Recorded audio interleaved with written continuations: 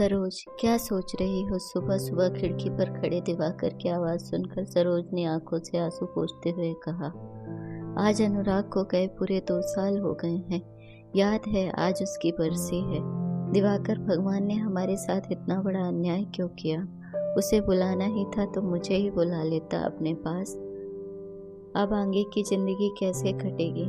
हमारी इकलौती औलाद ही हमसे छीन ले ईश्वर ने, कहते हुए सरोज दिवाकर से लिपट कर रोने लगी। दिवाकर पत्नी को चुप कराते हुए कहने लगे, काश उसने शादी की होती। आज कम से कम एक बहू तो होती जो हमारे बुढ़ापे का सहारा बनती। कम से कम अमेरिका में ही अपनी पसंद की लड़की से शादी कर लेता। पति की बात सुनकर सरोज को जैसे कुछ याद आ गया। हाँ, जब उससे आखिरी बार फोन पर बात हुई थी तो वो कह रहा था कि आपके लिए बहू पसंद कर ली है। घर आऊंगा तो सब कुछ बताऊंगा। तुम भी सरोज, आज 2 साल बाद बता रही हो। मैं क्या करती? उसके बाद ही तो उसका एक्सीडेंट हो गया, फिर मुझे क्या होश था। लेकिन सरोज, अगर सच में कोई लड़की उसकी जिंदगी में थी तो उसका क्या हाल हुआ होगा? अब तक तो उसने शादी भी कर ली होगी, और क्या पता उसके कारण ही उसका एक्सीडेंट भी हुआ हो। नहीं, उस समय कार में अनुराग अकेला था और गलती आगे से आ रहे ट्रक वाले की थी। अच्छा, अब ये सब मत सोचो। मंदिर भी जाना है। बेटे की बरसी का कार्यक्रम उन्होंने मंदिर में सादे तरीके से किया। शाम के करीब 6 बजे थे कि दरवाजे की घंटी बजी। दिवाकर ने उठकर दरवाजा खोला तो सामने सलवार कमीज पहने एक लड़की खड़ी थी। उसने अपना परिचय अनुराग के दोस्त के रूप में दिया। दोनों अमेरिका में एक ही हॉस्पिटल में डॉक्टर थे। उसने बताया कि उसका नाम ज्योति है और वो पूरे 2 साल बाद भारत लौटी है। उन लोगों से ऐसे ही मिलने चली आई। वो पूरे 2 घंटे रही और इन 2 घंटों में उसने घर का वातावरण ही बदल दिया था। कितने दिन बाद घर में हंसी की आवाज आई थी। जाते समय ज्योति ने पूछा, आप लोगों को मेरा आना बुरा तो नहीं लगा? आप लोगों को? अगर सरोज ने बीच में ही कह दिया, नहीं, तुमसे मिलकर बहुत अच्छा लगा। तुम किसी दिन खाने पर आओ अपने घर वालों के साथ। ज्योति के जाने के बाद सरोज ने दिवाकर से पूछा, मैंने उसे खाने पर बुलाकर गलत तो नहीं किया? पति के नाम में सिर हिलाने पर उसे राहत मिली। इसके बाद ज्योति 2 बार अनुराग के घर आई। एक बार अपने भाई भाभी के साथ भी आई थी। परिवार में उसके भाई भाभी ही थे। ज्योति ने कई बार उन्हें अपने घर बुलाया, पर हर बार वे टाल जाते। फिर अचानक 1 महीने तक ज्योति नहीं आई। उसका फोन नंबर भी सरोज से खो गया था। अक्सर दोनों की आंखें दरवाजे पर लगी रहती थी। आखिर एक दिन दिवाकर ने कहा, शायद अमेरिका वापस चली गई हो। अच्छा, याद है ना, कल 15 नवंबर यानी अनुराग का जन्मदिन है। मंदिर जाना है सुबह। हाँ, कल वो पूरे 32 साल का हो जाएगा। दूसरे दिन जब दिवाकर सरोज मंदिर से लौटे तो दरवाजे पर ज्योति को खड़ा देखकर सरोज बहुत खुश हुई। फिर उसका ध्यान उस 6 महीने के बच्चे पर गया जो ज्योति के गोद में था।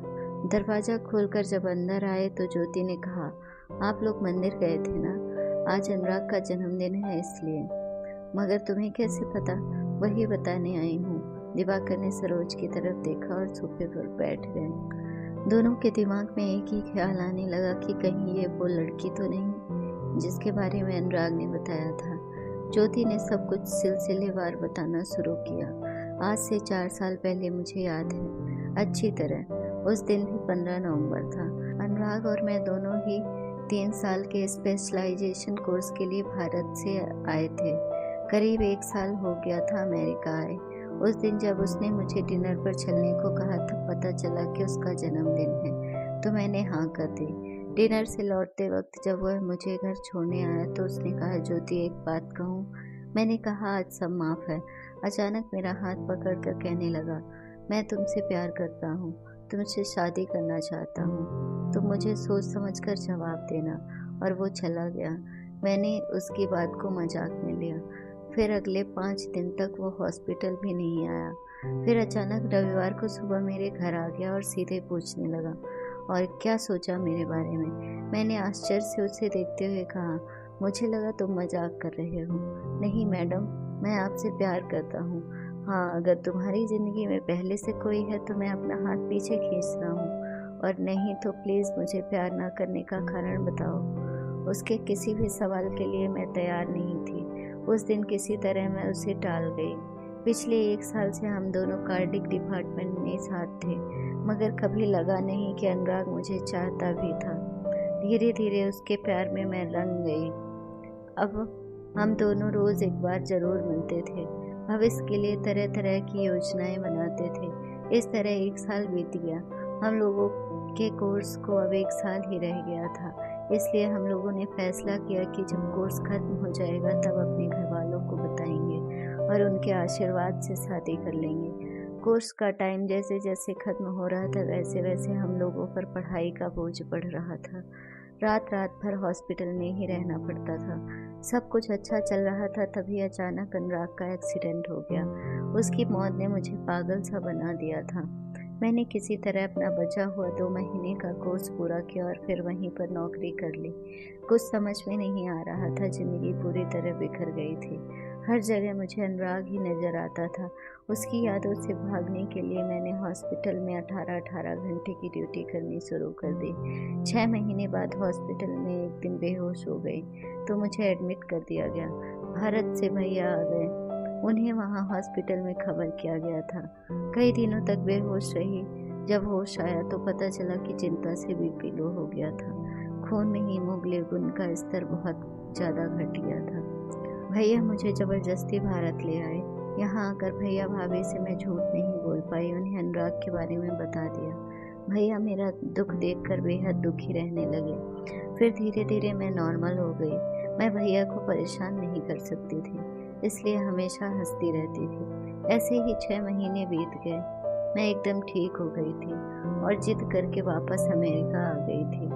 पूरे 6 महीने के बाद जब दोबारा अमेरिका पहुंची तो फिर अनुराग हर जगह नजर आने लगा। हर चीज़ से उसकी यादें जुड़ी थी। घर वालों के लिए मैं अनुराग को भूल गई थी, मगर सच पूछी तो एक पल के लिए भी मैं उसे नहीं भूली और कभी भूल भी नहीं सकती थी। मैं बस यह सोचती थी कि आखिर सारी जिंदगी उसके बिना कैसे कटेगी। कभी कभी मन करता था आत्महत्या कर लूं, मगर तभी ख्याल आता था कि मेरे भैया भाभी का क्या होगा। आप लोगों का भी ख्याल आता था।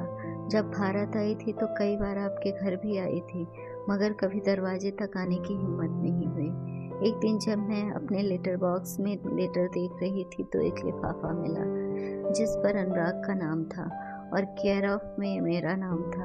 अंदर आकर जब मैंने उस लिफाफे को खोला तो लेटर स्पर्म बैंक का था। उसमें पता चला कि 1 साल पहले अनुराग ने अपने स्पर्म बैंक में फ्रीज कराए थे। उसने शायद मेरा भी पता दिया था, तभी उसके लेटर का जवाब न मिलने पर मेरे पते पर लेटर भेजा गया था। मेरी समझ में नहीं आया था कि आखिर अनुराग को ऐसा करने की क्या जरूरत थी, और उसने मुझे बताया भी नहीं। दूसरे ही दिन मैं स्पर्म बैंक गई। वहाँ से मुझे पता चला कि स्पर्म के फ्रीज होने का टाइम खत्म हो गया है। उसके प्रयोग करने या न करने का अधिकारी कानूनी तौर पर अनुराग ने मुझे बनाया था। मैंने उसकी अवधि 1 महीने और बढ़ा दी और वापस भारत आ गई। मैंने जब अपना यह फैसला की कि मैं आर्टिफिशियल इंसेमिनेशन द्वारा अनुराग के बच्चे की मां बनूंगी, भैया को सुनाया तो उन्होंने मुझे बहुत समझाया, समाज का वास्ता दिया, मगर मैं नहीं मानी। वापस अमेरिका आकर यहाँ की नागरिकता भी आसानी से मिल गई। फिर अनुराग ने मुझे कानूनी तौर पर अपने स्पर्म का अधिकार दिया था, तो वो भी कानूनन उस बच्चे का पिता था। आखिर मैंने आर्टिफिशियल इंसेमिनेशन करा लिया। इस बीच भैया का कोई फोन नहीं आया। मेरा 8वां महीना चल रहा था तभी भाभी मेरे पास आ गई। फिर मैंने आरव को जन्म दिया। पूरे 3 महीने भाभी मेरे साथ थी। उन्होंने मेरे फैसले में पूरा साथ दिया। अब आरव पूरे 6 महीने का हो गया है। दिवाकर ने ज्योति की बात सुनते ही तेज आवाज में कहा, तो तुम यह कहना चाहती हो कि यह बच्चा मेरे बेटे का है और तुम इसकी बिन ब्याही माँ हो, वो भी उसके मरने के 2 साल बाद? क्या तुमने हम लोगों को पागल समझ रखा है? हम लोग बूढ़े जरूर हुए हैं पर पागल नहीं। माना मेरा बेटा तुमसे प्यार करता था, मगर तुम किसी और के पाप को हमारे सिर क्यों मरने आई हो? सरोज ने भी दिवाकर की हाँ में हाँ मिलाते हुए कहा, हम तुम्हें अच्छी लड़की समझते थे, मगर तुम्हारा इरादा जानकर मुझे नफरत होती है। आज के जमाने में कोई प्यार में पागल होकर इस हद तक नहीं जा सकता। आजकल सच्चा प्यार है ही कहाँ। तुमने क्या सोचा कि हम तुम्हारी बातों में आ जाएंगे? तुम अभी चली जाओ यहाँ से। ज्योति ने जाते जाते बस इतना ही कहा। मैं आरव को आप लोगों से मिलाने आई थी, अनुराग का प्रतिरूप दिखाने आई थी, अपना हक मांगने नहीं आई थी। मुझे तो अनुराग पहले ही आरव के रूप में अपना हक दे गया है, मुझे कुछ नहीं चाहिए। वैसे भी मैं इसे इसलिए लाई थी कि शायद इससे आप लोगों के जीवन में फिर से खुशी आ जाए। ज्योति ने जैसे दिवाकर सरोज के जीवन में हलचल मचा दी थी। दोनों इस बात को मानने के लिए तैयार ही नहीं थे कि आज के ज़माने में भी लोग प्यार में इतना बड़ा कदम बिना किसी स्वार्थ के उठा सकते हैं, और अगर उन्होंने उसे स्वीकार कर भी लिया तो क्या समाज इसे मानेगा। सुबह जब दिवाकर सोकर उठे तो सरोज बैठकर पहले का फोटो एल्बम देख रही थी। अनुराग जब 6 महीने का था तब का फोटो देखकर वो दिवाकर को देखने लगी। दिवाकर ने देखा आरव एकदम वैसे ही है। तभी फोन की घंटी बजी। दिवाकर ने फोन उठाया। ज्योति की भाभी थी। उन्होंने कल के व्यवहार पर दोनों को खूब बातें सुनाई और कहा वो आप लोगों को सहारा देने आई थी। सोचा था उसके पास तो आरव है, पर आप लोगों के पास क्या है, मगर आप लोगों ने उसे बेइज्जत करके घर से निकाल दिया। आज वो हमेशा के लिए अमेरिका वापस जा रहे हैं। फोन कट गया। दिवाकर की आंखों से आंसू गिरने लगे। सरोज ने घबरा कर पूछा क्या हुआ। उसने कहा मैं एयरपोर्ट जा रहा हूँ ज्योति को रोकने के लिए, मैं भी साथ चलूँगी। लेकिन जब दोनों एयरपोर्ट पहुँचे तो ज्योति की फ्लाइट जा चुकी थी। सरोज ने कहा हम लोगों ने देर कर दी, अपना सहारा खुद ही खो दिया। तभी दिवाकर ने कहा नहीं, अभी देर नहीं हुई है, हम लोग खुद उसके पास चलेंगे। चलो अभी पासपोर्ट ऑफिस चलते हैं, इससे पहले कि देर हो जाए अमेरिका के वीज़ा के लिए अप्लाई करना। और दोनों हाथ पकड़कर पासपोर्ट ऑफिस चल दिए, नए उत्साह के साथ अपना सहारा वापस लाने। अगर आपको हमारी स्टोरी अच्छी लगी हो तो अपने दोस्तों के साथ भी शेयर कीजिए और कमेंट में ज़रूर बताइए कि कैसी लगी हमारी ये कहानी।